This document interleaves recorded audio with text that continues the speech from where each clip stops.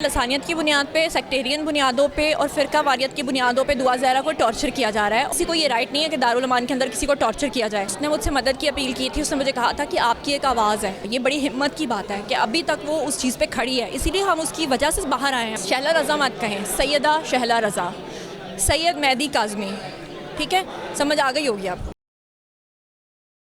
अस्सलाम वालेकुम नाज़रीन, मैं हूं आपका मेज़बान अली तारिक और आप देख रहे हैं टुडे डिजिटल। हमारे साथ इस वक्त मौजूद हैं ज़ुनैरा महम एंकर, जो कि बड़े इस मामले को देख रही हैं करीब से। अब क्या प्रॉब्लम हो गई है, क्यों ज़हीर के पीछे पुलिस पड़ गई है, दुआ वापस चली गई है, मामला क्या हो? देखें, आप भी जानते हैं कि लसानियत की बुनियाद पे, सेक्टेरियन बुनियादों पे और फ़िरका वारियत की बुनियादों पे दुआ ज़हरा को टॉर्चर किया जा रहा है और मेरा इंटरव्यू रिकॉर्ड पे मौजूद है और जब वो आपके सामने आएगी तो आप लोग भी इंटरव्यू करेंगे। और मेरे इंटरव्यू में वो कह चुकी है बारहा कि मुझे जो है टॉर्चर किया जाता रहा है दारुल अमान के अंदर भी। हालांकि किसी को ये राइट नहीं है कि दारुल अमान के अंदर किसी को टॉर्चर किया जाए। और उसने मुझसे मदद की अपील की थी। उसने मुझे कहा था कि आपकी एक आवाज़ है, आप मेरी आवाज़ बने और मैं अल्लाह ताला की रज़ा की खातिर उसकी मदद करने के लिए बाहर आई। जब आप वहाँ गई दारुल अमान तो कहा जा रहा है कि मुलाकातें होती थी शहला रज़ा की उधर, वो उसमें कितनी सच्चाई है? दुआ ज़हरा ने मेरे इंटरव्यू में ये बताया है कि जो शहला रज़ा है, मेरी जो इन्फॉर्मेशन थी वो ये थी कि शायद वो एक बार गई हैं, लेकिन जब हमने दुआ ज़हरा से पूछा और जाफरी साहब ने, जो उसके वकील हैं, जब उन्होंने उसकी स्टेटमेंट लिखी तो उसने बताया कि वो डेली बेसिस पे आती थी। क्या कहती क्या है शहला रज़ा? हाँ, वो उसको ये कहती थी कि तुम अपना बयान बदलो और कहो कि मैंने अपने वालिदैन के पास जाना है, और जब तक तुम ये नहीं मानोगी, अपनी स्टेटमेंट चेंज नहीं करोगी, तो हम इसको फ़िरका वारियत का मसला बना देंगे। तो दुआ ने अपना प्लान बदला उनकी बातें सुन के या नहीं?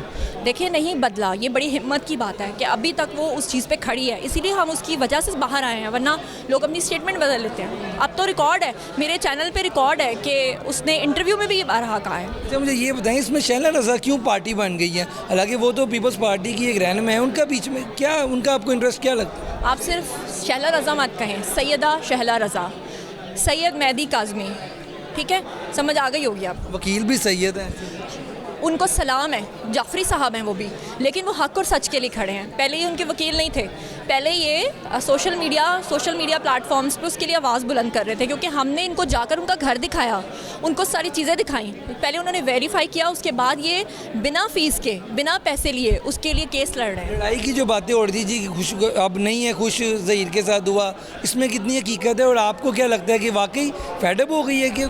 इसमें कोई हकीकत नहीं है। 2 दिन पहले जब उसको कराची शिफ्ट किया गया है दारुल अमान में, तो मैं भी गई थी जाफरी साहब के साथ, लेकिन मैं अंदर नहीं गई। हालांकि मेरे पास कोर्ट के ऑर्डर्स मौजूद थे, लेकिन जाफरी साहब का 1.5 घंटा उसके साथ मुलाकात हुई। उन्होंने स्टेटमेंट्स वगैरह उसकी लिखी हैं, उसमें भी उसने यही बात की कि मैं मर जाऊँगी लेकिन मैं अपने शौहर के साथ ही रहूँगी। अब आपको क्या लगता है ये केस कहाँ जाके रुकेगा?